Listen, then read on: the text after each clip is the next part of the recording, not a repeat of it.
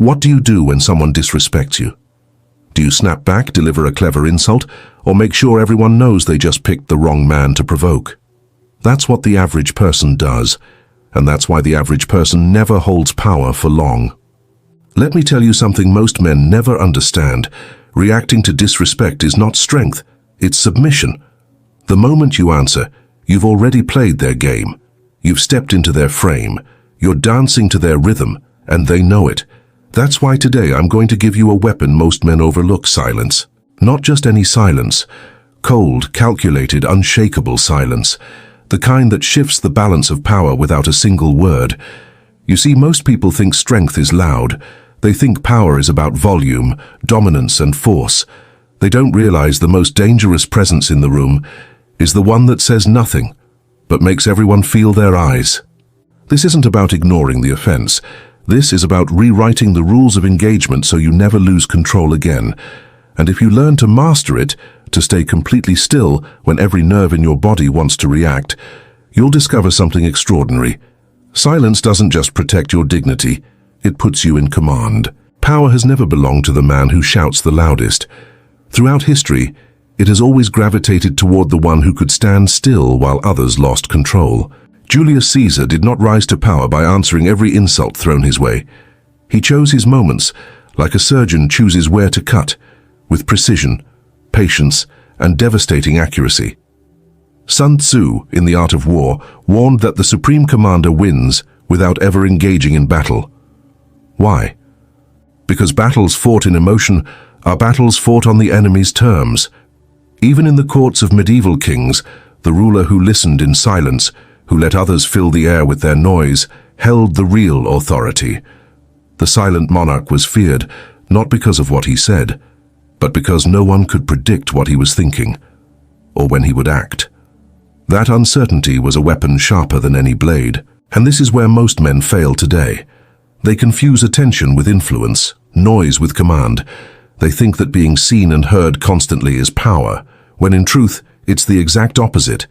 The more predictable your reactions, the easier you are to control. Every great strategist in history understood this.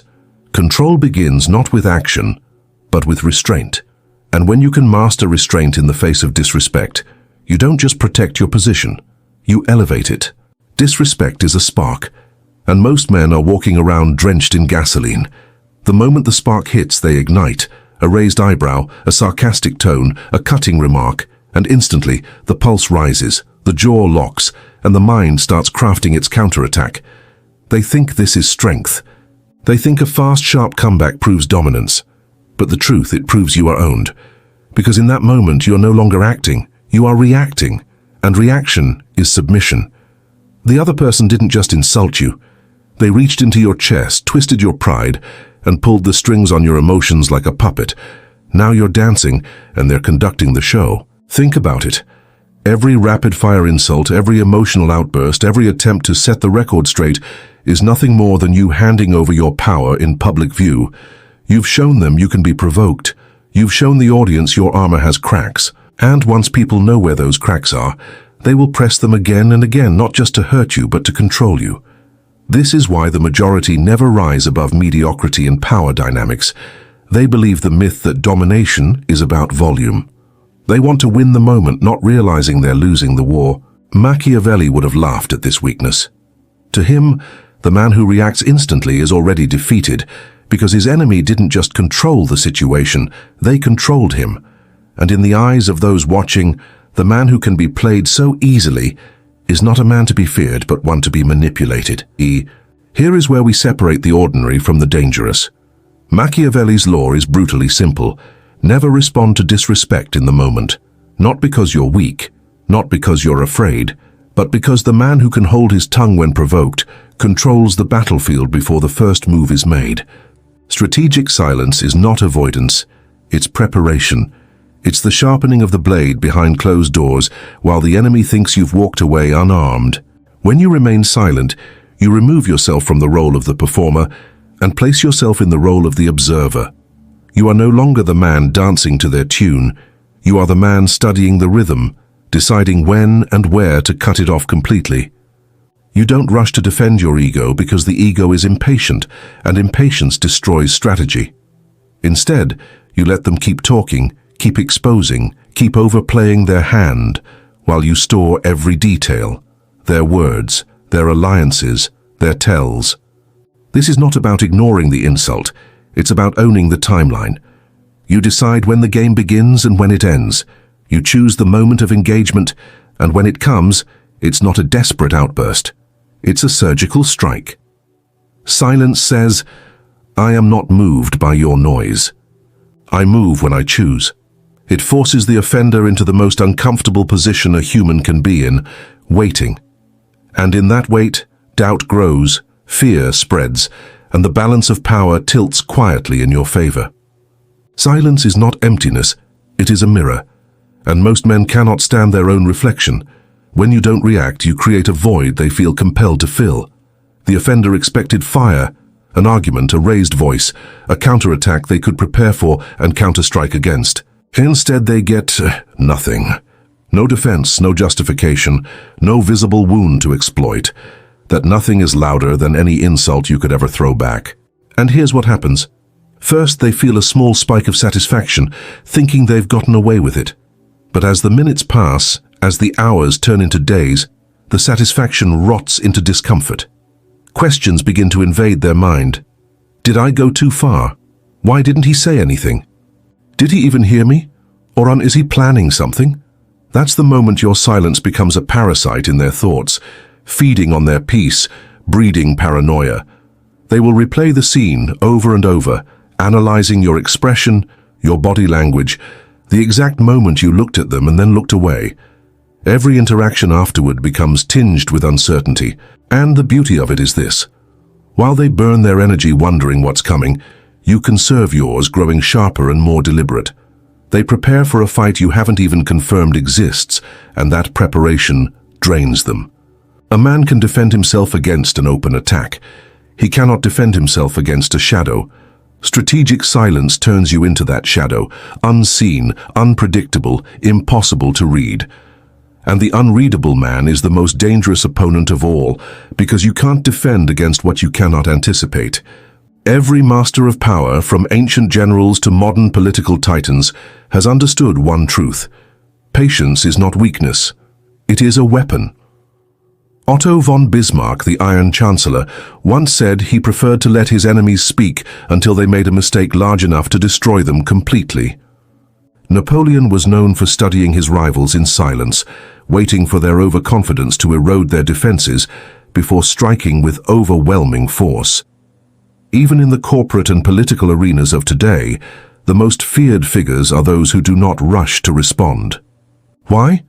Because immediate reaction is predictable, and predictable enemies can be neutralized. But the man who waits, the man who appears unmoved, he plants seeds of uncertainty that grow into forests of fear. His adversaries spend weeks, even months, preparing for a blow that may never come, only to be caught off guard when it finally arrives from a direction they never anticipated. History rewards those who understand that power is not won in the heat of the moment, but in the cold precision of timing. A petty insult might tempt you to answer instantly, but that's a battle of ego, and ego wins nothing of lasting value. The true strategist lets the enemy build their own trap brick by brick until the walls close in on them without a single push from your hand. Machiavelli himself wrote that it is often wiser to let offenses mature, so that when revenge is taken, it is decisive and irreversible. This is the essence of patience as a weapon. Not only does it give you time to plan, but it allows your opponent to become the architect of their own downfall. Power does not live in reality, it lives in perception. It is not about who you truly are, but about who they believe you are. And in this battlefield, every reaction you give is a brushstroke on the portrait people are painting of you. The man who fires back instantly paints himself as emotional, reactive, and easy to read. The man who says nothing leaves the canvas blank, and the human mind cannot stand an empty canvas. They will fill it with their own assumptions, and assumptions are almost always more terrifying than the truth. This is why silence is not just a defensive tactic, it is an offensive one. When you refuse to respond, you take away their ability to label you, Without labels, they cannot predict you. Without predictions, they cannot prepare for you. And when they cannot prepare, they cannot control. The unreadable man becomes a myth, and myths are far harder to destroy than men. People begin to whisper about what you might be capable of. They warn others not because they know, but because they don't. And the unknown is always more frightening than the known. Machiavelli understood that control over perception was worth more than brute force. You can lose a battle and still win the war if the image of your strength remains intact. Conversely, you can win a single exchange and still lose everything if your mystique is broken. Silence preserves that mystique. It keeps you in a place where others imagine your power to be limitless simply because they have no evidence to the contrary. Silence is not absence, it is presence amplified. When you refuse to respond to disrespect, you shift the spotlight away from the insult and onto your reaction, or lack of it. Suddenly, the narrative isn't what they said, it's why you didn't answer. People start watching you more closely than they watch the one who spoke. Every glance you give, every pause, every subtle movement becomes loaded with meaning. And because you've given them no script, they write their own, usually one far more dramatic than anything you could have said. Your silence becomes a constant question mark in their mind, a lingering echo that never resolves. They expected a fight, something they could win or lose in the open. What they get instead is uncertainty, and uncertainty is poison to confidence. The offender wanted dominance, but now they are the one reacting to your stillness.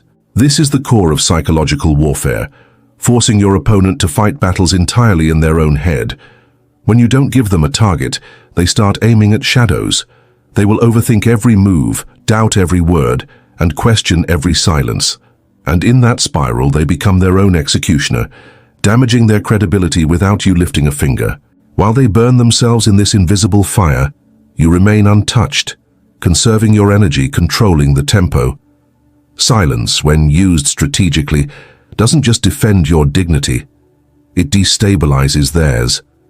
It turns you from a participant in the conflict into the architect of it, orchestrating the collapse of their composure without ever entering the arena. To respond is to acknowledge, and acknowledgement is currency. It pays your opponent in attention, relevance, and validation. The moment you answer, you are admitting that their words were worthy of your time. Strategic silence strips them of that payment. It leaves them standing in the spotlight, but with no dance partner, no script, and no applause. They speak, and the words die in the air, unreturned, unimportant. That is humiliation at its purest form. Here's the thing about people who disrespect others. They crave reaction. Even in conflict, they feed on attention. It doesn't matter if you agree, argue, or attack. As long as you respond, they feel significant. But when you stay silent, you take away the only prize they came for. That vacuum is unbearable for the weak. They may laugh, they may pretend they're unaffected, but inside they're crumbling under the weight of being ignored. And the effect is not just internal. Those watching from the sidelines see it too. They notice how their words slid off you like water on stone, how you stood unshaken while they flailed for a response. In their eyes, the aggressor looks smaller, desperate, while you appear untouchable. This shift in perception isolates your opponent. People begin to withdraw from them, sensing weakness, aligning themselves with you instead. Silence, used with precision, doesn't just protect your position, it erases theirs. And the beauty? You don't have to tarnish your own hands in public combat. You simply refuse to play, and in doing so, you turn the entire stage against them. The longer you remain silent, the more the ground shifts beneath your opponent's feet. At first, they believed they had the upper hand, that your lack of response was weakness, fear, or submission. But as days pass and no retaliation comes, something starts to change. They begin to wonder if they miscalculated. That wondering turns into unease, and unease into paranoia. Then comes the real twist. They start to approach you differently. Some will try to rewrite the past. I didn't mean it like that, or it was just a joke. Others will attempt to re-establish a connection, subtly seeking your acknowledgement again. But make no mistake, this is not reconciliation. It's a quiet admission that they've lost control of the game, because the moment they feel the need to explain themselves to you, the power has already shifted. And here's where most men waste their advantage. They break the silence too soon, using the moment to gloat or confront. But the true strategist waits until speaking serves a strategic purpose. That purpose may be to deliver a single, well-timed strike that dismantles their credibility permanently, or to say nothing at all, letting their uncertainty rot their influence from the inside out. When you hold back long enough, you're no longer reacting to them. They're reacting to you. Every move they make, every word they say is now calculated against the possibility of your response. You've inverted the entire power dynamic. The aggressor becomes the cautious one, and you've become the invisible axis around which the entire situation now turns. Disrespect is everywhere. It's cheap, it's constant, and it's designed to drag you off your throne into the mud where small men wage small wars. The average man takes the bait. He shouts, defends, explains, and in doing so trades his authority for the hollow satisfaction of winning an argument that will be forgotten in a week. The strategist knows better. He understands that true power isn't proven through noise, it's preserved through control. Machiavelli's law is not about cowardice, it is about elevation. You are not refusing to engage because you can't win. You are refusing because the battlefield they've chosen is beneath you. Your silence is not surrender. It's the blade in the sheath, the arrow on the string waiting for the perfect moment. And sometimes the moment never comes, because the enemy destroys themselves in the tension of waiting. Control of perception is the real currency of influence. Every word spoken in anger spends that currency. Every moment of stillness multiplies it. The man who is unreadable commands a fear no outburst can replicate. He becomes the figure others can't pin down, can't predict, and therefore can't control. So the next time someone disrespects you, remember, the urge to respond is the trap. The silence you hold is the weapon. Let them fill it with their fears, their doubts, their desperate attempts to guess your next move. And when, if, you decide to act, let it be decisive, precise, and final. In a world screaming for attention, the man who stays quiet is not invisible. He is unforgettable. Stay quiet, stay unreadable, stay dangerous. In the end, the man who controls his silence controls his world. Disrespect will find you, but your reaction decides whether you remain in command or hand over the throne. Remember, the loudest man in the room is rarely the one with the power. Power is cold. Power is deliberate. Power waits. If this message has sharpened your perspective, then keep sharpening. Subscribe now, because every week we dissect the hidden laws of control, influence, and strategy, the kind of lessons most men will never hear and even fewer will master. Leave a comment below and tell me, in your life, when have you used silence to win without fighting? Stay unreadable, stay dangerous, and I'll see you in the next strategy.